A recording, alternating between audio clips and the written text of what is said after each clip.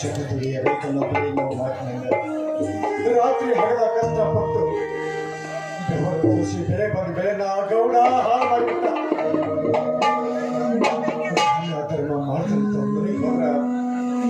ನನ್ನ ಹೆಡ್ ದಿವಸ ಕೈ ಹೆಚ್ಚಿ ಈ ಬಡವನ ಸಿಟ್ಟನ್ನ ನೆತ್ತಿ ಬಡವನ ಸಿಟ್ಟು ದವಡಿಗೆ ಮೂರು ಎನ್ನುವಂತಾಯ್ತು. ಈ ಬಡವನ ಬಾಳು ನಾವು ತಮ್ಮ ಅವನಿಗೆ ಬರ್ತಾನೆ. ಅವನ್ ಬಂದ್ರೆ ಎಲ್ಲಿದ್ದ ದುಡ್ಡು ಕೊಡ್ಲಿ, ಏನ್ ಮಾಡ್ಲಿ? ಗೌಡನಿಗೆ ತಕ್ಕ ಪಾಠ ಕಲಿಸ್ಬೇಕಾದ್ರೆ ನಾನು ತಮ್ಮನೇ ಸರಿಯಾದ ಸಾಕ್ಷಿ ಅಂತ. ಯಾಕಂದ್ರೆ ಗೌಡನ ಅಟ್ಟಹಾಸನ ಮೆಟ್ಟಿ ನಿಲ್ಲೋ ಗಂಡಿಸೋದಂದ್ರೆ ಈ ಊರಿನ ನನ್ನ ತಮ್ಮನಿಗೆ ಮಾತ್ರ ಸಾಧ್ಯ. ಅವನಿದ್ರೆ ಮಾತ್ರ ಸಾಧ್ಯ. ನನ್ನ ತಮ್ಮನಿಗೆ ಬೆಳೆಸಬೇಕು. ಎಷ್ಟೇ ಕಷ್ಟ ಆಗಲಿ, ನನ್ನ ಪ್ರಾಣ ಹೋದ್ರು ಸರಿ, ನನ್ನ ತಮ್ಮನ ಬೆಳೆಸ್ತೀನಿ. ಅನ್ಯಾಯ ಅಟ್ಟಹಾಸನ ಮೆಟ್ಟಿ ನಿಲ್ಲೋ ತರ ಮಾಡ್ತೀನಿ. ಈ ರೈತನಲ್ಲಿ ಶಕ್ತಿ ಕೊಡುತ್ತಂದೆ. ಯಾಕಂದ್ರೆ ಈ ರೈತನ ಬಾಳು ಬರೀ ಕಣ್ಣೀರ್ನೇ ಗೋಳಾಗ್ತಾ ಇದೆ.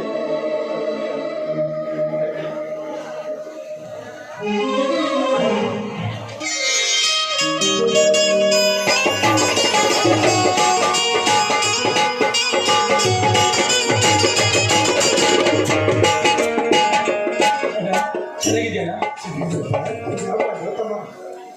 ಈಗಲೇ ಬಂದೇನ? ಬಂದು ಮನೆಗೆ ಹೋದೆ. ನಿನ್ನ ನೋಡ್ಬೇಕು ಅಂತ ಆತುರದಿಂದ ಮನೆಗೆ ಹೋದೆ. ಅತ್ತಿಗೆ ಹೇಳಿದ್ಲು ನಿಮ್ಮ ಅಣ್ಣ ತೋಟಕ್ಕೆ ಹೋಗಿದ್ದಾನೆ ಅಂತ. ಮನೆಯಲ್ಲಿ ಬ್ಯಾಗ್ ಇಟ್ಟು ಎಲ್ಲಿಗೆ ಓಡಿ ಬಂದೇನ? ಊಟ ಮಾಡ್ತಾ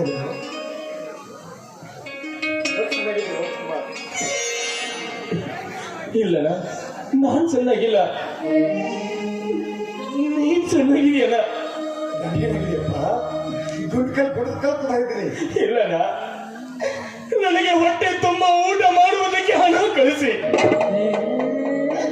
ಮಾತಾಡುವುದಕ್ಕೆ ಫೋನ್ ಕೊಡಿಸಿ, ಕುಡಿದಕ್ಕೆ ಸೂ ಕೊಡಿಸಿ ವಿದ್ಯಾವಂತನಾಗಿ ಮಾಡಿದೆ. ಆದ್ರೆ ನೀನು ಹಣಕ್ಕೂ ಬಟ್ಟೆಯಲ್ಲಿ ಕೆಲಸ ಮಾಡ್ತೇನೆ.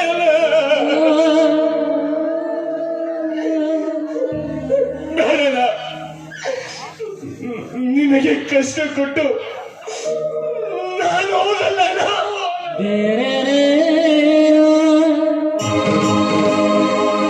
ಯಾಕೋ ಸಂತ ಪಡ್ಕೋತೀಯ? ಜಗದೊಡೆ ರೈತರೊಬ್ಬರೇ ಇರೋ ಮಾತು ಮತ್ತೇನಪ್ಪ ತಮ್ಮ. ಯಾಕಂದ್ರೆ ಒಕ್ಕನಿಗೆ ಒಕ್ಕದಿದ್ರ ಬಿತ್ತೈತಿ ಜಗವಿಲ್ಲ. ನಾವು ಕಷ್ಟಪಟ್ಟಾಗ ನಮ್ಗೆ ಒಳ್ಳೇದಾಗುತ್ತೆ. ಹೌದು, ನೀವು ವಿದ್ಯಾಭ್ಯಾಸ ಹೇಳಿದ್ರು. ನನ್ನ ವಿದ್ಯಾಭ್ಯಾಸ ಚೆನ್ನಾಗಿ ನಡೀತಾ ಇದೆನಾ?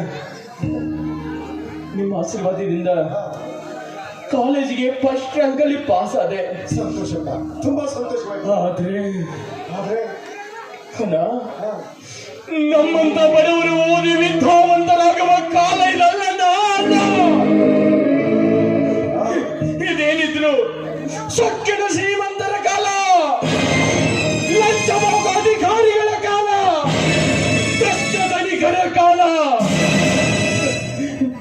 ನಮ್ಮಂತ ವಿದ್ಯಾರ್ಥಿಗಳು ಓದಿ ನೌಕರಿ ಮಾಡ್ತಾರೆ ಅಂದ್ರೆ ತಿರುಗ ಕಾಣುವ ಹಗಲು ಗಣಸಿನಂತೆ ಸರಿಯಲ್ಲ.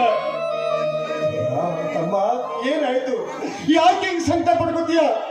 ನೀನ್ ಶಿಕ್ಷಣ ಪೂರ್ತಿ ಆಗಲಿದ್ದ ಹಗಲೆಲ್ಲ ಕಷ್ಟಪಡ್ತಾ ಇದೀವಿ. ಈ ರೀತಿ ಅಸಹಕತೆಯಿಂದ ಮಾತಾಡ್ತಾರೆ ತಮ್ಮ. ಏನಾಯ್ತು ಅಂತ ಹೇಳು. ಹೌದಲ್ಲ? ಹೌದು. ಹತ್ತಕ್ಕೆ ಹಾರದ ಬೆಕ್ಕು ಬೆಟ್ಟಕ್ಕೆ ಹಾರಿದೆ ಎಂಬಂತೆ ನಮ್ಮಂತ ಬಡವರು ಓದಿ ವಿದ್ಯಾವಂತರಾಗಿ ನೀನು ಕಂಡ ಲಾಯರಾಗುವ ಕನಸು ನನಸಾಗಲ್ಲ. ಅದಕ್ಕೆ ನಾನೊಂದು ನಿರ್ಧಾರಕ್ಕೆ ಬಂದಿದ್ದೀನಿ. ಇನ್ ಮುಂದೆ ನಾನು ಈ ಬಟ್ಟೆ ಬಿಚ್ಚಿ ನಿನ್ನ ತರ ಪಂಚೆ ಉಟ್ಟು ಈ ಭೂತ ಯಮಡಿನಲ್ಲಿ ಸೇವೆ ಮಾಡ್ತೀನಲ್ಲ.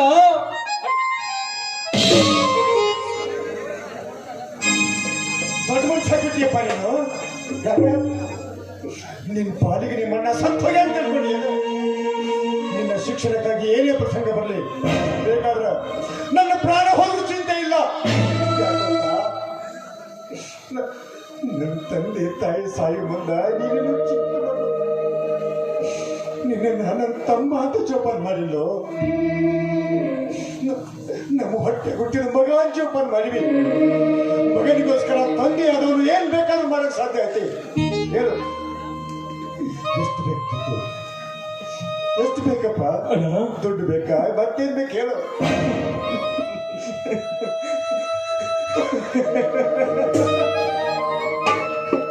ನನಗೂ ಒಂದೊಂದ್ಸಲ ಅದೇ ಸಿಟ್ಟು ಬರುತ್ತೆ, ಒಂದೊಂದ್ಸಲ ಅನಿಸುತ್ತೆ ಹೊಟ್ಟೆಯಲ್ಲಿರುವ ಸಿಟ್ಟು ರೊಟ್ಟಿಯಲ್ಲಿಲ್ಲಲ್ಲ ಅಂತ. ನೋಡಲ್ಲ, ಆಫೀಸ್ ತೆಗಿಬೇಕು, ಲಾಯರ್ ಅಂತ ಅಂದ್ಮೇಲೆ ಸೀನಿಯರ್ ವಕೀಲರ ಹತ್ರ ಫ್ರೀಯಾಗಿ ನಾನು ಎಷ್ಟೋ ವರ್ಷಗಳ ಕಾಲ ಅಸಿಸ್ಟೆಂಟ್ ಆಗಿ ವರ್ಕ್ ಮಾಡಬೇಕು. ಅಲ್ಲಿವರೆಗೂ ನನ್ನ ಎಲ್ಲ ಶಿಕ್ಷಣದ ಖರ್ಚು ಹಣ ಇನ್ನು 6 ಲಕ್ಷ ಹಣ ಬೇಕಣ್ಣ. 6 ಲಕ್ಷ. 6 ಲಕ್ಷ.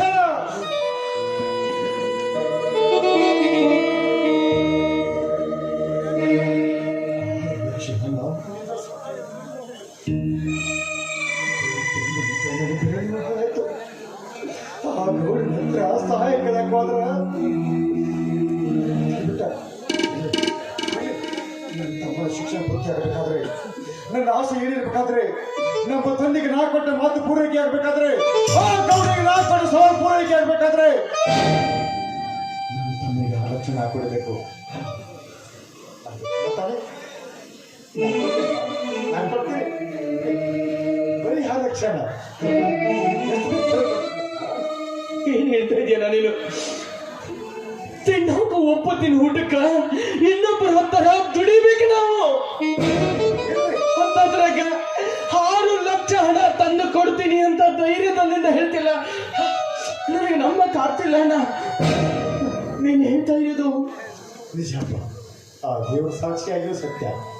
ಯಾಕಂದ್ರೆ ನನ್ನ ತಂದೆಗೆ ನಾನು ಮಾತು ಕೊಟ್ಟಿನಿ, ನನ್ನ ತಮ್ಮನ ಶಿಕ್ಷಣ ಸಲುವಾಗಿ ಬೇಕಾದಾಗಲಿ ನನ್ನ ಮನೆತನ ಮರ್ಯಾದಕ್ಕಾಗಿ ಏನ್ ಬೇಕಾದ್ರೂ ಮಾಡಲು ಸಾಧ್ಯ ಅಂತ ಹೇಳ್ತೀನಿ. 6 ಲಕ್ಷ ಅನ್ನತಾನೆ. ನಾನು ಹೆತ್ತ ತಂದೆ ತಾಯಿಯನ್ನ ನೋಡ್ಲಿಲ್ಲ. ಅವ್ರನ್ನ ನೋಡೋಕೆ ಕಣ್ಣು ಬಿಡುವ ಮುಂಚೆನೆ ಮರೆಯಾದರೂ ನನ್ನ ಹೆತ್ತ ತಂದೆ ತಾಯಿ. ಆದ್ರೆ ಅವರ ರೂಪದಲ್ಲಿ ನಾನಿಂದು ನಿನ್ನ ನೋಡ್ತಾ ಇದ್ದೀನಿ.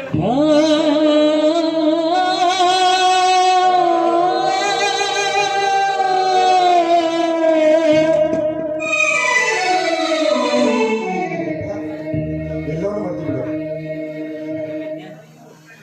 ಮನೆ ಬಂದು ನೀನು ತುಂಬ ಊಟ ಮಾಡು, 2 ದಿನ ಆರಾಮಾಗಿರು. ಅಷ್ಟೇ ಹಣ ಸಹಾಯ ಮಾಡ್ತೀನಿ. ಆಯ್ತಲ್ಲ ಹೋಗು ಅಣ್ಣ.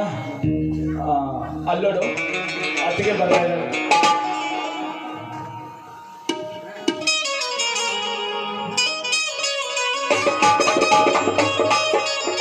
ಅಣ್ಣ, ಅಲ್ಲ ಅತ್ತಿಗೆ ಏನ್ ಮಾಡಿದ್ರಿ ಗೊತ್ತಾ? ಬಂದ ಬಾಳ ಹೊತ್ತಾಯ್ತು. ಇಬ್ರು ಮಾತಾಡೋದನ್ನ ಕತ್ತು ಕೇಳ್ಕೊಂಡಿದ್ದಾಳೆ. ಸರಿಯಾಗಿ ಕ್ಲಾಸ್ ತಗೋಣ. ಹೆಣ್ಣು ಮಕ್ಕಳಿಗೆ ಕತ್ತು ಕೇಳೋ ಚಟ ಒಳ್ಳೇದಲ್ಲ. ಅದು ಕೆಲವು ಜಾತಿ ಅದು, ಅದೇ ಬಿಡುತ್ತೆ. ಅಲ್ಲ, ನನ್ನ ತಮ್ಮ ಬಂದು ಎಷ್ಟೊತ್ತಾಯ್ತು, ನೀನ್ ಎಷ್ಟೊತ್ತಿಗೆ ಬಂದೆ? ನನ್ನ ತಮ್ಮ ಊಟ ಅಲ್ಲ, ನಿಮ್ ತಮ್ಮ ಬಂದಲ್ಲ, ಅದಕ್ಕೆ ಎಲ್ಲ ಅಡಿಗೆ ಮತ್ತೆ ಬಿಸಿ ಮಾಡ್ಕೊಂಡ್ ಬಂದೆ. ತಡ ಮಾಡಿದ್ದಿಲ್ಲಮ್ಮ, ಮನೆ ಸ್ವಲ್ಪ ಕೆಲಸ ಅಣ್ಣ. ನನ್ನ ತಮ್ಮನ ಮನೆ ಅಣ್ಣ, ಬೇಗ ಬೇಕಾದ್ರೆ ನಿನಗೆ. ಅಣ್ಣ, ನಾ ಎಲ್ಲ ನೋಡಿನಿ ಅಣ್ಣ. ಅಲ್ಲ, ನೀ ಅತ್ತಿಗೆ ಹೆದರ್ಸೋದು ನಾನು ನೋಡಿದೆ ಅಂತ ಹೇಳಿ. ಅದೇ ತರ ಹೆದರ್ಸೋದು ಈಗ. ಇಲ್ಲ ಅಣ್ಣ, ನಿನಗೆ ಅತ್ತಿಗೆ ಇಂಥ ಗೌರವ ಕೊಡ್ತಾಳೆ.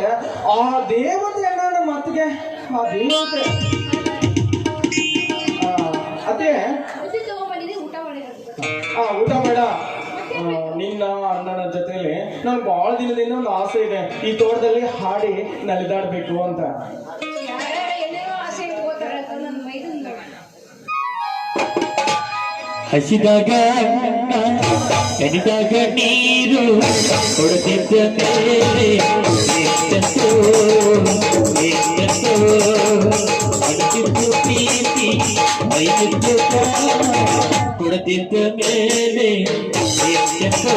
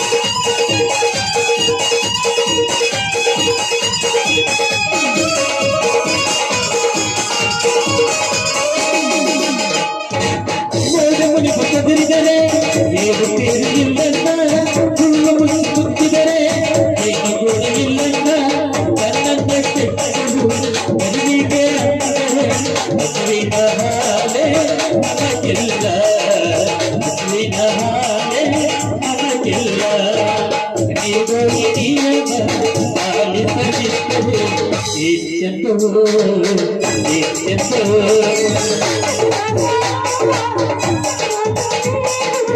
ಹುಡುಗಿದ್ದ ಮೇಲೆ ಎಚ್ಚೆತ್ತೋ ಎಚ್ಚೆತ್ತೋ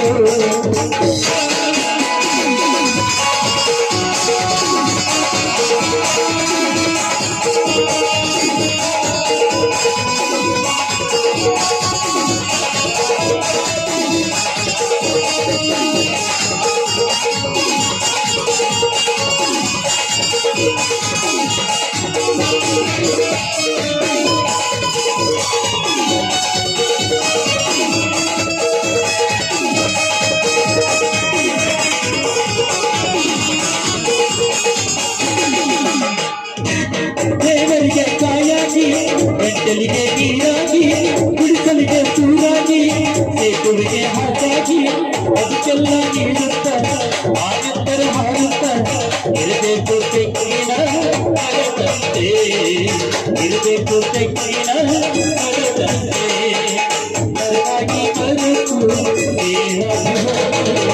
ಎಚ್ಚೆತ್ತು ಎಚ್ಚೆತ್ತು ನೀರು ಕೊಡದಿದ್ದ ಮೇಲೆ ಎಚ್ಚೆತ್ತು ಎಚ್ಚೆತ್ತು ಎಚ್ಚೆತ್ತು ಎಚ್ಚೆತ್ತು ಎಚ್ಚೆತ್ತು ಹಾ ಹಾಡಿಕೊಂಡು ನನಗೆ ಹೊಟ್ಟೆ ತುಂಬಿತು. ಈಗ ಊಟ ಮಾಡೋ ಮೂಡಿಲ್ಲ ಅದಕ್ಕೆ ನನಗೆ.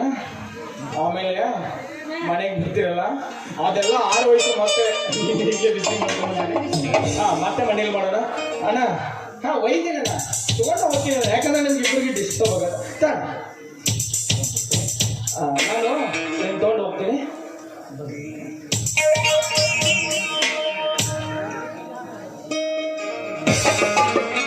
ಅಣ್ಣ ನಾನು ನಾಳೆನೇ ಬೆಂಗಳೂರಿಗೆ ಹೋಗ್ಬೇಕು.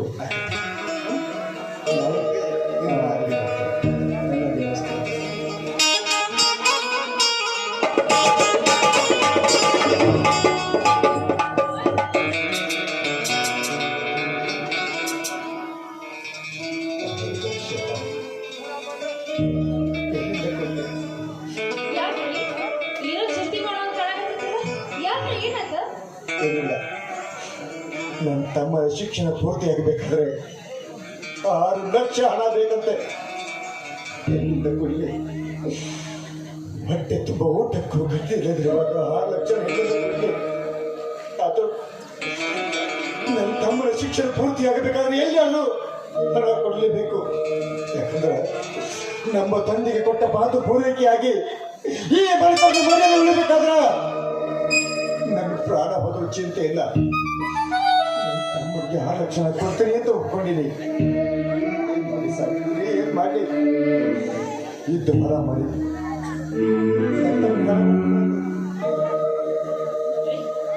ಸದ್ಯಕ್ಕೆ ಅವ ಟೈಮ್ ಕೊಟ್ಟಾಗ ಅವ್ ಹೋಗೋ ವ್ಯವಸ್ಥೆ ಮಾಡ್ರಿ ಸರ್. ಇನ್ನ ಟೈಮ್ ಇರ್ತೈತಿ, ಆಮೇಲೆ 6 ಲಕ್ಷ ವ್ಯವಸ್ಥೆ ಮಾಡ್ಯಾರ ನೋಡ್ರಿ. ನಿಮ್ ಹೆಂಡತಿಯಾಗಿ ನಾನು ನಿಮ್ಗೊಂದು ಮಾತು ಕೇಳ್ತೀನಿ, ನೀವು ಮಾತ್ರ ಸಿಟ್ಟಾಗಬಾರ್ದು, ನನ್ನ ತಪ್ಪು ತಿಳ್ಕೋಬಾರ್ದು. ಆಯ್ತು, ಮಡದಿ ಮಾತ್ರ ಯಾವುದೂ ತಪ್ಪು ತಿಳ್ಕೊಳ್ಳಲ್ಲ. ಯಾಕಂದ್ರೆ ಈ ಮನೆ ಭಾಗ್ಯ ದೇವತೆ ನೀನು, ಈ ಮನೆ ಗೃಹಲಕ್ಷ್ಮಿ ನೀನು. ನನಗೆ ಎಷ್ಟು ಬೇಕಾಯ್ತು ನೀನು ಮಾತನಾಡಿಸಕ್ಕೆ ನಿನಗೂ ಅಷ್ಟು ಹಕ್ಕೈತಿ. ಹೇಳು, ಈ ಮನೆ ನನಗೆ ಒಳ್ಳೇದಾಗೋದಿದ್ರೆ ಬೇಕಾದ್ರೆ ಕೇಳ್ತೀನಿ. ಸತಿಗೆ ಪತಿಯೇ ದೇವ, ಅವನೇ ಅವನಿಗೆ ಆ ದೇವರ ಸಮಾನ. ನನ್ನ ಕೈ ಹಿಡಿದ್ರಿಂದ ನೀನು ನನ್ನ ಜೊತೆ ಇರುವಾಗ ಅದು ನೋಡ್ರಿ, ಈ ಸದ್ಯ ಅವನ ಸಾಲಿನ ಸಂಬಂಧ ಅದು ಹೇಳು ಈ ನನ್ನ ಮಾಂಗಲ್ಯ. ಸಾವಿತ್ರಿ, ಸಾವಿತ್ರಿ ಏನ್ ಮಾಡ್ತಾ ಇದೆಯಾ? ನೀವೇನು ಸಿಟ್ಟು ಮಾಡ್ಕೊಳ್ಳಲ್ಲ ಅಂತ ನನಗೆ ಮಾತು ಕೊಟ್ಟಿರಿ. ಮಾತಾಡ್ಬೇಡ್ರಿ ನೀವು. ದೇವರಂತ ನನ್ನ ಗಂಡ ನನ್ನ ಕಣ್ಣು ಮುಂದೆ ಇದ್ದಾಗ ಈ ಚಿನ್ನದ ತಗಡಿಗ ಆಸೆ ಮಾಡೋ ಹೆಣ್ಣು ತಗೊಂಡು ಹೋಗಿದ್ರ. ಸಾವಿತ್ರಿ, ಸಾವಿತ್ರಿ, ನಾಳೆ ನಿನ್ನ ತವರು ಮನೆಯವ್ರು ಬಂದು ಕೇಳಿದ್ರ ಏನಂತ ಉತ್ತರ ಕೊಡಲಿ? ಹೆಂಡತಿ ತಂಗಿಯ ಕೊರಳಲ್ಲಿರೋ ತಾಳಿ ಕಿತ್ತುಕೊಂಡು ಪಂಡ ಇವಂತ ಊರಾಗಿನ ಜನ ಆಡ್ಕೊಳ್ತಾರ. ಬೇಡ ಸಾವಿತ್ರಿ, ಬೇಡ. ನಾ ಎಲ್ಲಿ ಆದ್ರೂ ಸಾಲ ತೆಗಿತೀನಿ, ಯಾರ ಕೈಲಾದ್ರೂ ಹಿಡ್ತೀನಿ. ಇದಕ್ಕೆ ಹಿಂದಿನ ಕೇಳ್ಬೋದು, ಯಾವಾಗ ಮಾತ್ರ ಆಗ್ತಾರ. ನಿಮ್ಗೆ 2 ತಾಳಿ ಕಟ್ಟಿಸ್ಕೊಂಡು ಬಂದೀನಿ ಅಂದಾಗ ನಿಮ್ಮ ಪ್ರತಿಯೊಂದು ಕಷ್ಟ ಸುಖದಾಗ ನಾನು ಭಾಗಿಯಾಗ್ತೀನಿ. ಸಪ್ತಪದಿ ತುಳಿಯೋ ಮುಂದೆ ನಾನು ಏನು ಹೇಳಿದೆ? ಕಷ್ಟ ಬರಲಿ ಸುಖ ಬರಲಿ ನೀವು ಹೆಚ್ಚಿ ಮೇಲೆ ಹೆಚ್ಚಿ ನಡೀತಿದೆ ಅಂತ ಹೇಳಿದ್ದಲ್ಲ. ಅವನು ನನ್ನ ಮೈದ ಅಲ್ಲ ರೀ, ನನ್ನ ಬಟ್ಟೆ ಹುಟ್ಟಿದ ಮಗ. ಮಗನ ಸಂಬಂಧ ಈ ಬಂಗಾರ ಏನು ನೋಡ್ದಲ್ಲ. ನನ್ನ ಮಾತು ಕೇಳಿ, ಇದನ್ನು ಮಾಡಬೇಡಿ. ಇಲ್ಲ ಅಂದ್ರೆ ನಿಮಗೆ ನನ್ನ ನಾನೇ ಸಾವಿತ್ರಿ,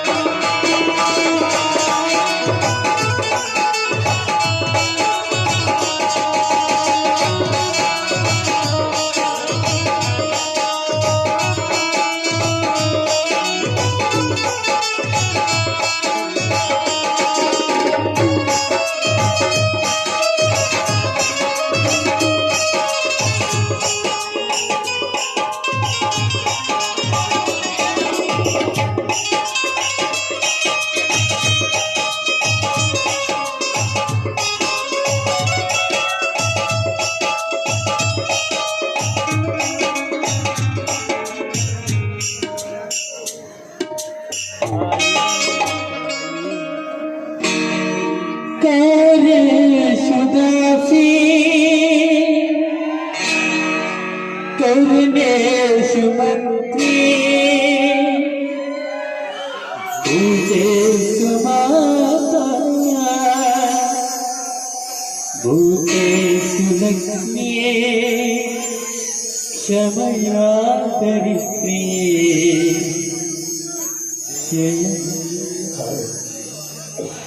ಗಂಡು ನಗರತಿ ನನ್ನ ಸತಿ ಎಂಬ ಸಂಕೇತಕ್ಕೆ ಸಾಕ್ಷಿ. ಈ ಗಂಡ ಕಟ್ಟುವ ಪವಿತ್ರ ತಾಳಿ ಮೊದಲನೆಯ ಗಂಟು. ನನ್ನ ನಿನ್ನ ಸಂಬಂಧಕ್ಕೆ ಸಾಕ್ಷಿಯಾದ ಗುರು ಹಿರಿಯರ ಗೌರವಕ್ಕೆ ಸಾಯಿಯವರಿಗೆ ನನ್ನೊಂದಿಗೆ ನಡೆದುಕೋ ಎಂಬ ಕಟ್ಟಳೆ ಗಂಡ ಕಟ್ಟುವ ಪವಿತ್ರ ತಾಳಿ ಎಂಬ 2ನೇ ಗಂಟು. ನನ್ನ ತಿನ್ನುವ ಈ ಮನೆ ಮಧ್ಯೆ ಮನನವಿಸಿದಂತೆ ನಿನ್ನ ಗಂಡನ ರಕ್ಷಣೆಗೆ ನಿನ್ನ ಕತ್ತು ಕೊಟ್ಟಾದರೂ ರಕ್ಷಣೆ ಮಾಡಿ ಎಂಬ ಗಂಡ ಕಟ್ಟುವ ಪವಿತ್ರ ತಾಳಿಯ 3ನೇ ಗಂಟು. ಆ ಮಾತನ್ನ ಇವತ್ತು ಈ ಗರತಿಯರ ಪಾಲಿಗೆ ಹೆಸರಾಗಿ ಹೋಯಿತು.